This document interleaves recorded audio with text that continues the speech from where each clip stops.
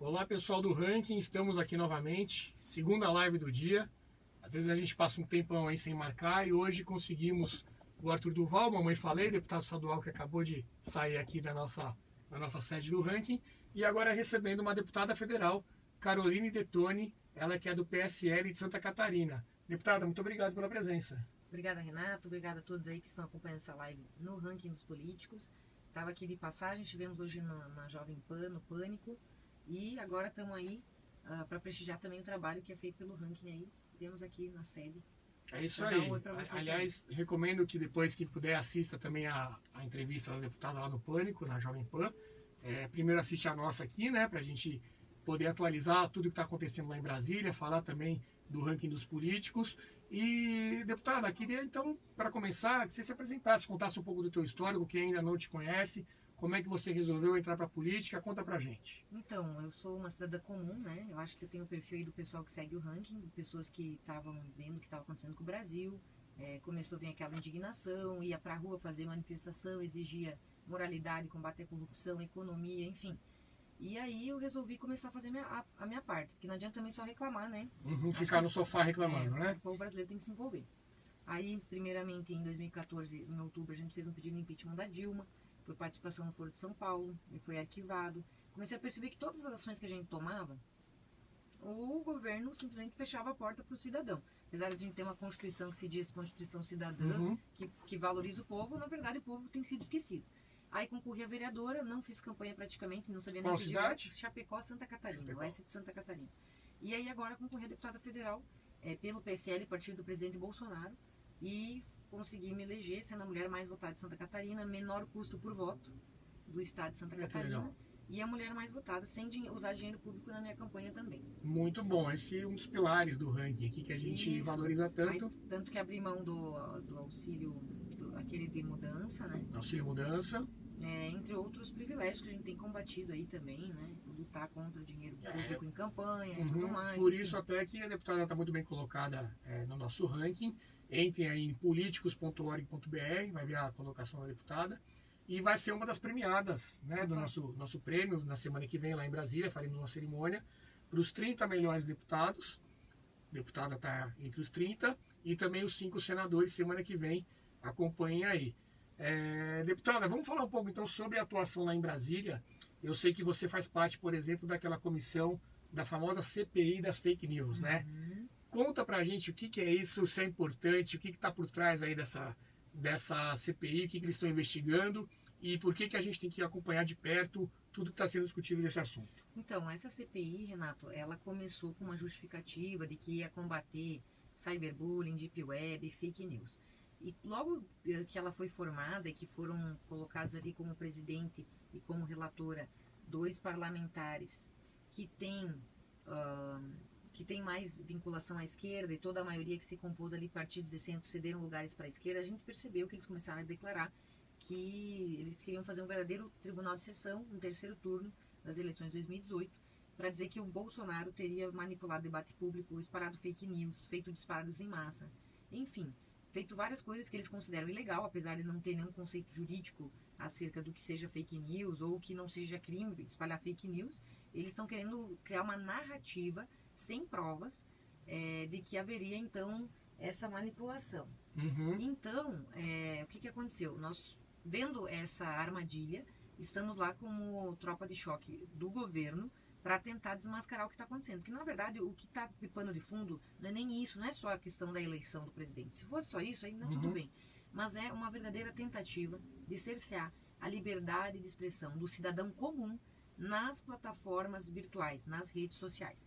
Pela primeira vez nós vimos aí que não foi o estamento burocrático que impôs os candidatos na eleição passada, como era feito desde a nova república. Pela primeira vez, o povo, por meio dessa livre manifestação das redes, alçou o presidente Bolsonaro, que era do baixo clero do Congresso Nacional, e quis dizer, nós queremos ele como candidato. E tanto que ele não tinha nem partido para concorrer, o estamento burocrático negava essa influência popular dele. E ele se tornou, assim, o presidente da República. Assim como na China e na Rússia está acontecendo a limitação da internet e dessa plataforma, aqui no Brasil essa tentativa começou pelo governo Dilma, com a lei, com o Marco Civil da Internet, e lá está escrito que vamos criar um comitê gestor, um Ministério da Verdade, praticamente, para poder filtrar o que pode ou não ser falado. E fora isso, nós temos uma iniciativa internacional também de criar uma opinião pública global, que tem algumas instituições internacionais tentando fomentar isso. Então a nossa luta é a luta pela liberdade tal como é nos Estados Unidos. A primeira emenda que fala que ela realmente garante a livre expressão do pensamento. E algo que às vezes começa com palavras bonitinhas, né? Contra as fake news, quem é que vai ser contra, né? Quem é que vai ser a favor de notícia falsa? Exatamente, né? Mas se você não percebe alguns movimentos, pode acabar virando uma armadilha. E eu acompanhei algumas das sessões dessa comissão e ela é surreal, né? Não, parece cada coisa lá agora, né? Que virou um circo. Outra foi coisa, o Frota lá. parlamentar indo depor em CPI se eles podem se manifestar a qualquer momento. É ridículo. Está sendo desvirtuado totalmente o objetivo da CPI. Nós vamos tentar encerrar. E uma coisa que eu percebi também, não só nessa comissão, como em outras também, é que é a questão do regimento, né? Então, a maneira que é feito a tal da obstrução, se você pode pedir a verificação das votações, enfim, isso é algo que acho que é muito importante e que esses novos deputados que entraram, até o pessoal mais à direita, não domina tão bem, essa minha impressão, do que o pessoal que está lá já há muito mais tempo. A esquerda é muito craque nisso tudo, eles conhecem todas as regras, até a posição de sentar, né, na sala, eu acho que muitas vezes acaba influenciando. Você pega aquelas comissões, está sempre lá na frente a Maria do Rosário, as Cavaleiras do Apocalipse. Aí eu deixo o comentário para a deputada. Brincando, né? Não, é que a gente não pode mais nem brincar, né? É brincadeira, claro, gente. Incorreto. Como eles também devem brincar com os adversários políticos. Politicamente correto, perdão. Politicamente correto. Então, como é que é isso? Faz diferença mesmo você saber ali a regra do jogo? Como é que funciona essa parte? Então, isso é uma verdade. A gente percebe ali é que assim, quando você tem o governo, você quer votar e aprovar as pautas do governo. E é uma função da oposição obstruir e impedir que as pautas do governo vinguem. Então, é natural. E faz parte. Mas a gente mais aprende em períodos em que nós somos oposição, porque aí a gente tem que dominar o regimento para fazer o que a gente chama de kit obstrução. Então, o que a gente tem visto agora no governo Bolsonaro é a esquerda fazer esse kit obstrução, essa obstrução aí das comissões, que às vezes leva de 4 até 8 horas, chega a levar na CCJ, como foi na reforma da Previdência, vocês devem lembrar bem quanto demorava, e aí o pessoal dizia, só a esquerda fala, a direita não defende o governo, e na verdade era a técnica que a gente tinha de encurtar e logo votar e aprovar. Agora, eu acredito que é importante os parlamentares se inteirarem do regimento para poder dominar, assim. Eu, particularmente, estou fazendo aula particular de regimento para justamente dominar, e tanto que eu tentei derrubar várias vezes a CPI logo no início, tem vários vídeos nas minhas redes, se o pessoal quiser seguir para ver, justamente para a gente cumprir esse protocolo e ter um regramento seguro para a gente seguir lá dentro. Eu até acho interessante ter um regimento que muitas vezes seja complexo e que ele não facilite assim a aprovação de leis, porque o maior trabalho que a gente tem que ter nessa nova proposta de parlamento é um revogaço em vez de querer aprovar mais leis. Então, às vezes a gente tem a impressão de que aquilo ali a gente tem que ter produtividade. Quantos projetos de lei você aprovou, deputado? Está lá há 28 anos. Quantos projetos de lei o Bolsonaro aprovou? Eles querem, na verdade, que o cara aprove lei. E a nossa função, a gente tem excesso de lei no Brasil. Chega de lei. Quanto mais falar em lei nova, a gente tem que pensar. É menos liberdade e mais mão no dinheiro que está no nosso bolso que eles vão pegar. Mais burocracia, mais entrave, menos liberdade. Inclusive, a gente é muito questionado aqui no ranking, deputada, até às vezes por parlamentares, por assessores. Poxa, mas o meu deputado aqui apresentou 50 projetos e ele não ganhou ponto no ranking. E muitas vezes a minha resposta é justamente essa. Olha, é capaz dele perder. Olha, tem um projeto que eu apresentei que eu acho que eu não sei se o ranking sabe, mas é bem benéfico, que ele cria as bombas de autosserviço no imposto de combustível. Tem outros parlamentares, outros partidos também fizeram. Nos Estados Unidos é muito comum, você abastece seu próprio carro. Aí o sindicato veio lá em Santa Catarina, fizeram até cartaz contra mim, dizendo que eu queria acabar com o emprego dos frentistas. E na verdade não, a gente está querendo criar facilidade. Assim como hoje tem o caixa eletrônico, pensa na nossa vida quando criaram o caixa eletrônico. Um monte de bancário vai perder emprego. Mas o que seria da nossa vida hoje sem o caixa eletrônico? Tudo evolui, né? E você sabe quem foi que fez a lei para proibir isso, né? Foi o PCdoB. Foi o Aldo Rebelo, que era do PCdoB, e ele que depois virou ministro da Ciência e Tecnologia. Meu Deus do céu. Tá vendo aí, Dá pessoal? pra É um acreditar? atraso na nossa vida. Pois Agora é. a gente tem que fazer uma outra lei, mas para revogar a Para lei poder anterior. Né? permitir. Aliás, pessoal, mandem perguntas, a gente está aqui na live e o pessoal está aqui atrás acompanhando. O que vocês tiverem também de curiosidade para perguntar para a deputada, só mandar nos comentários que a gente vai passando aqui depois. Deputada, falei já da CPI das fake news e um outro projeto muito importante, inclusive você está à frente, que foi agora na CCJ a relatoria para aquele projeto da prisão em segunda instância. Conta um pouquinho para a gente como é que está esse andamento, aquela questão de é constitucional, não é constitucional. Fala um pouco desse assunto aí pra gente. Então, nós estávamos numa verdadeira armadilha, porque a questão do trânsito em julgado, o momento processual da pessoa ser presa ou não, isso tudo sempre foi, desde o início do direito penal, tratado em lei ordinária. Agora, a partir do momento que o Supremo puxa para si e modifica o entendimento que vinha de toda a história do direito penal, porque se a gente pegar todos os países signatários da ONU, todos admitem a prisão desde a primeira ou no máximo na segunda instância, que é onde você discute a culpabilidade. Se é culpado onde ou não. você esgota a análise fático-probatória dos fatos e das provas. Traduzindo, se o cara tem culpa ou não. Se o cara tem culpa ou não. O cara é culpado, tem que ir pra cadeia. Depois é só o quê? É só uma parte mais técnica. Gente, até 2009, o cara em primeiro grau, ele já ia preso. Recolha-se o réu à prisão depois da condenação. Agora, o que eles fizeram? Tem que esperar julgar todos os recursos aos tribunais superiores, daí quando transita em julgado, o cara tem que ir preso. O que é essa proposta que a gente aprovou, então, na CCJ? Ela modifica não o artigo 5º, que daí era uma coisa bem divergente lá, mas o 102 e 105, que tratam de recurso especial e extraordinário, que são os recursos para as Supremas Cortes, para a Suprema Corte STJ, STF. Ele puxa o trânsito em julgado para o segundo grau, que é o momento certo, onde acabou a discussão da culpabilidade, e ele vai tornar os recursos uma verdadeira ação rescisória, ou seja, vai ter que ter fato novo, prova nova, senão não vai poder recorrer. Ao mesmo tempo em que a gente vai solucionar a questão criminal, nós vamos solucionar civil, tributária, trabalhista, enfim. A gente vai limpar o Poder Judiciário, acabar com morosidade, dar celeridade aos processos, acabar com a impunidade no Brasil. E também a gente vai tornar o Supremo Tribunal Federal uma corte constitucional. Ou seja, que nem nos Estados Unidos. A missão principal deles. Né? Exatamente. Então a gente vai estar ali auxiliando, modificando todo o sistema recursal brasileiro, mas isso vai trazer benefícios para todo cidadão de bem aí, que quer celeridade. E impressionante essa mudança de entendimento, né, do STF.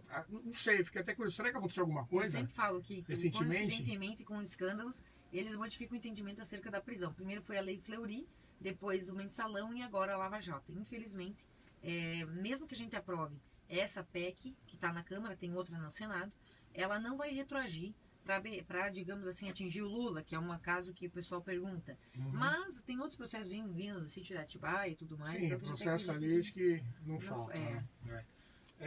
Falando agora, deputada, recentemente a gente teve agora a saída do PSL, né, do presidente Jair Bolsonaro, que é o seu partido também. E aí eu queria saber, você acompanha o presidente, tem essa questão agora da formação do partido, precisa das assinaturas, a gente não sabe se vai poder ser assinatura eletrônica ou não. Queria que você falasse um pouquinho sobre a característica desse novo partido, um partido mais definido já de cara como um partido conservador. Qual que é a ideia em torno desse projeto? Então, o presidente, todos os que têm o cargo de majoritário, né, seja governador, presidente, eles podem, não tem essa questão de fidelidade partidária, né, eles podem migrar a qualquer momento. Nós que estamos em cargo proporcional, é muito delicado a gente estar falando sobre isso, sob pena de a gente poder perder até o mandato se a gente caracterizar a infidelidade. Então, nesse momento, a única forma de nós sairmos seria por meio de uma janela.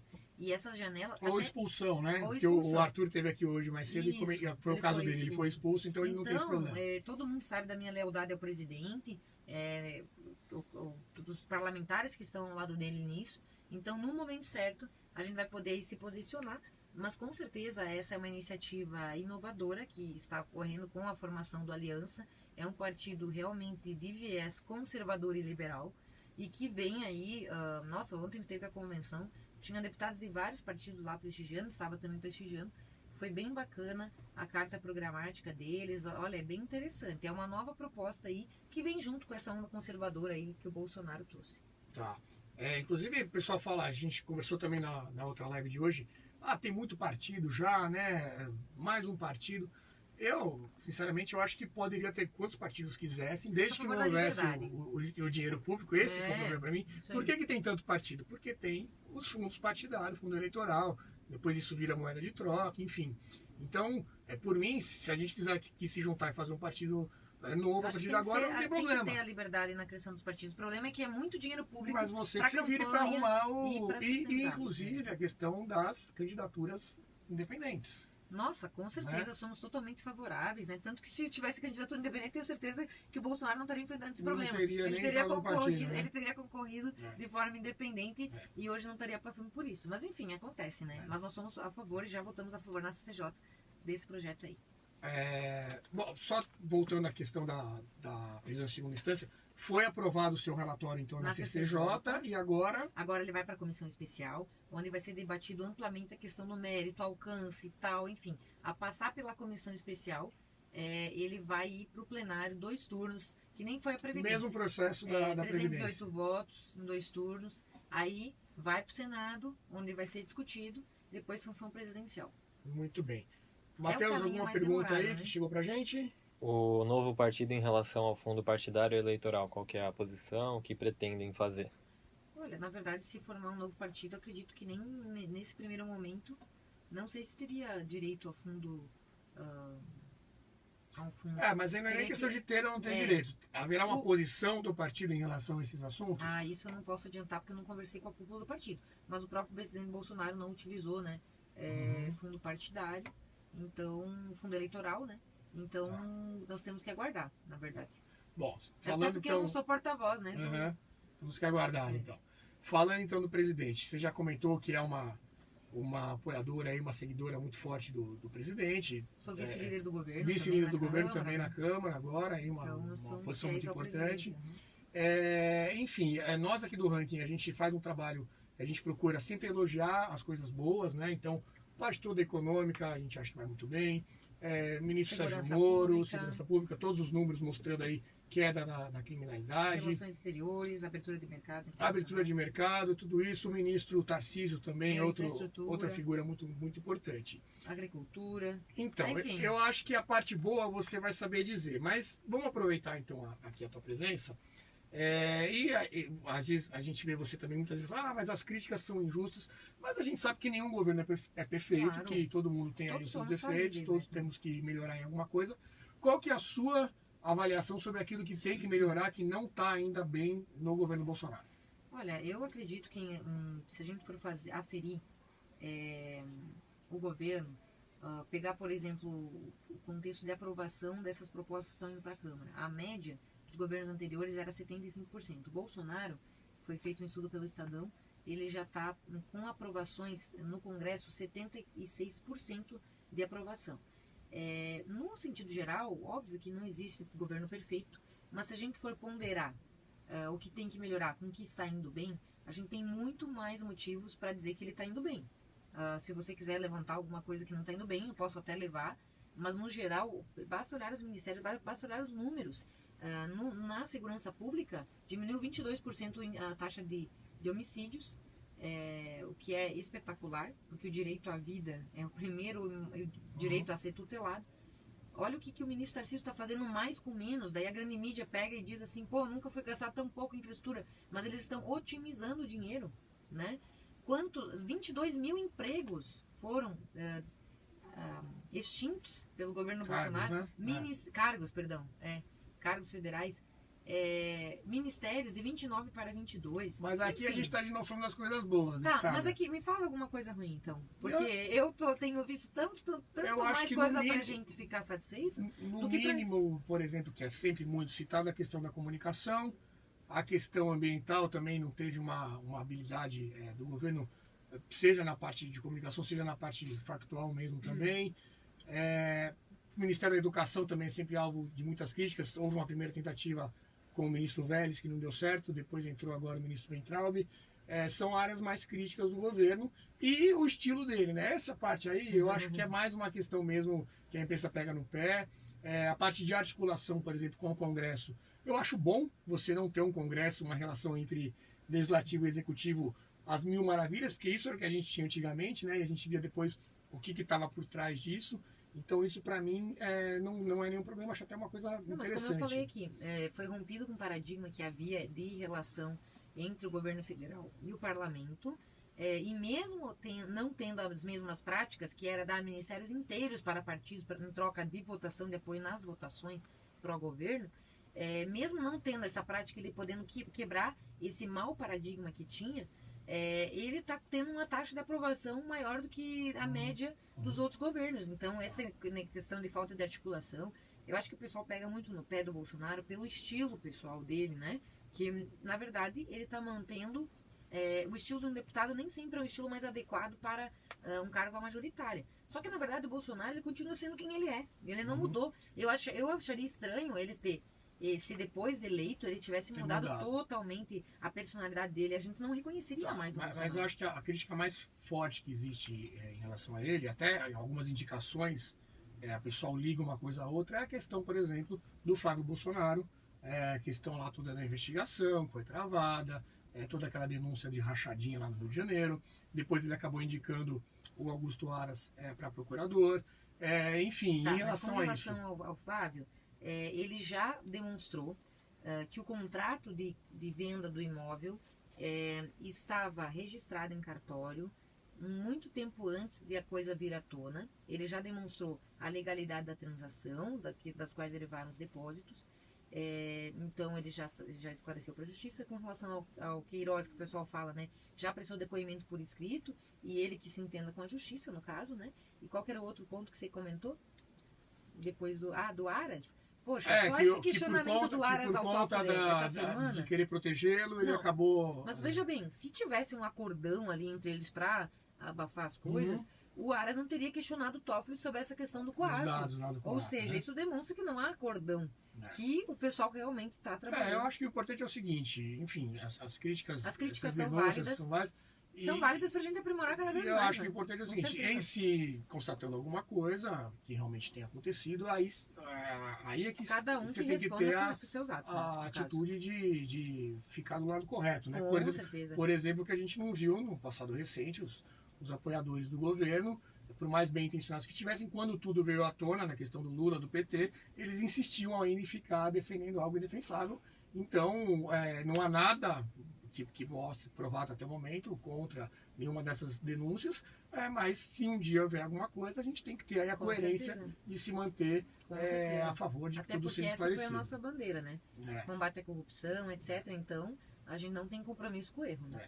Entrando numa outra seara agora, deputada, a gente vê que a esquerda ela é muito unida sempre, né? Eles têm ali uma capacidade de se reunirem, de ter um discurso sempre muito homogêneo e acabam tendo aí um tiro de canhão sempre que miram em algum assunto e tal. Por outro lado, o pessoal mais à direita acaba se espalhando muito, dividindo essas forças, muitas vezes até criando inimigos do mesmo lado, fogo amigo. Como é que você vê isso? Você acha que é uma característica mesmo de quem é mais liberal, conservador? Há um exagero, o pessoal mais fanático até do Bolsonaro às vezes acaba pegando muito no pé. Como é que é essa autocrítica, agora não falando do governo em si, mas até dos apoiadores, do pessoal que faz esse entorno do governo e do pessoal da direita? Eu acho que tem dois aspectos. Por exemplo, é uma característica própria da direita a gente valorizar as individualidades, até porque nós não somos um coletivo, ao contrário da esquerda, eles agem muito em prol de coletivos e todo mundo repetindo o mesmo mantra, né?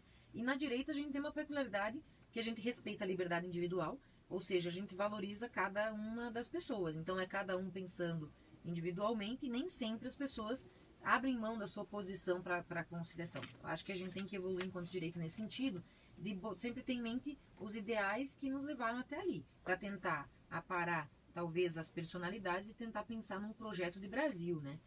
Eu acho que é importante isso, apesar de nós valorizarmos as individualidades, nós temos também ter essa visão de atuar em conjunto para ter mais força. Ao mesmo tempo, teve muitas pessoas que estiveram ao lado do Bolsonaro e agora demonstram que, na verdade, estiveram, mas pensam de forma diferente. E aí acabam se dissociando, e por isso que a gente teve uma cisão, né?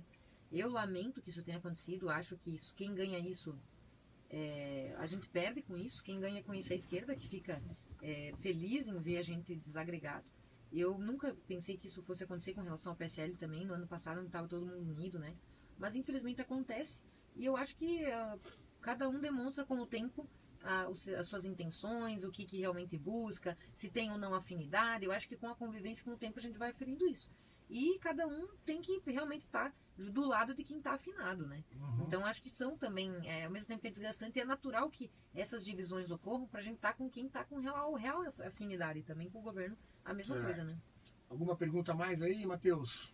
O pessoal tinha perguntado sobre lava-toga, como que está o andamento, se tem alguma posição. Não estou acompanhando. Com esse negócio da prisão em segunda instância da CPI, eu fiquei bem focada, acabei não acompanhando mais. E o ano que vem teremos Mas não sei se teve alguma novidade, eu acredito que não, né? Também acho que é um assunto que acabou morrendo aí, ficando de lado. E o ano que vem teremos a indicação de um novo ministro, né, do STF. Acho que é um momento importante aí, né? Uma das decisões mais importantes que o Bolsonaro vai tomar é essa indicação para o Supremo, porque os ministros lá ficam às vezes 20, 30 anos interpretando as leis, ou seja, tudo acaba no STF. Então é muito importante, né?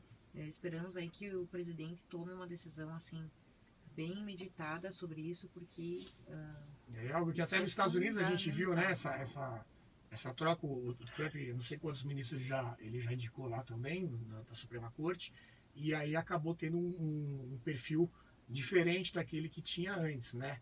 E a gente fica aqui com esse pessoal anos e anos lá tomando essas decisões, e decisões que nem deveriam ir até o Supremo, né? A gente acha que deveria ficar mais focado realmente nas questões constitucionais e não decidindo...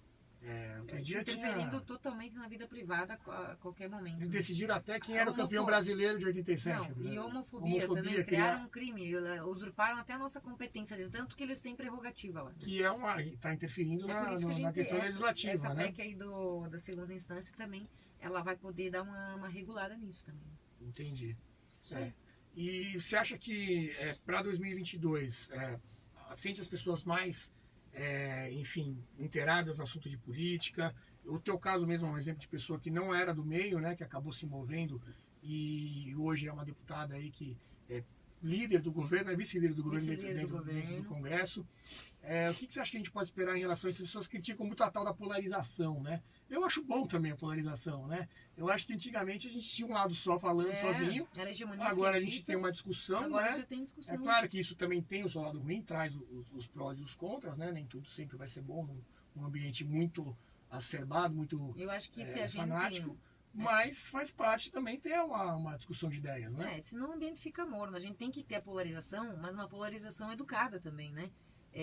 Porque o choque de ideias faz a gente crescer e evoluir. Então, eu acho que tem que ter, sim, um ambiente de liberdade, onde cada um exerce sua liberdade com responsabilidade, e assim o debate público vai evoluindo. Essa questão da liberdade, e que você comentou também de ter muitas leis no Brasil, eu tenho a impressão que é o seguinte: as pessoas aqui estão acostumadas em tudo ser ou proibido ou obrigatório. E você não tem o opcional. Verdade. Né? Só que essa liberdade ela vem junto também com uma responsabilidade. E aí o cidadão tem que estar preparado para isso também. Com certeza. Tem algo que também da noite para o dia é complicado, né? Você tem a questão do DPVAT outro dia, né? Acabou com o DPVAT. Aí vem gente dizer que não, que queria pagar o imposto obrigatório, o seguro obrigatório, né, dos carros, porque acho que as pessoas estão presas nessa mentalidade, né, de ser cuidado do Estado. Né? A gente tem que, eu acho que é justamente essa a importância da mudança de mentalidade.